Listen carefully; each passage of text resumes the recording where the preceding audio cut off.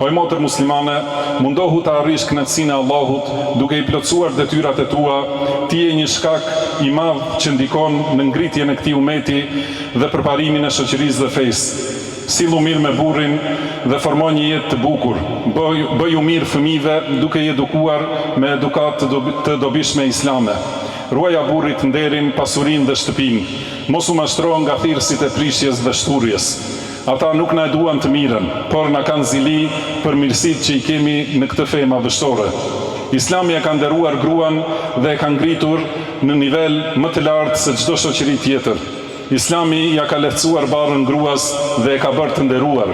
Pejgamberi sallallahu alaihi wasallam ka thënë: kur t'i fal gruaja 5 namazet e saj, ta agjeroj muajin e saj, ta ruaj nderin e saj dhe t'i bindet burrit të saj, atëherë asaj i thuhet hyr në xhennet, nga cila derë e xhennetit të duash.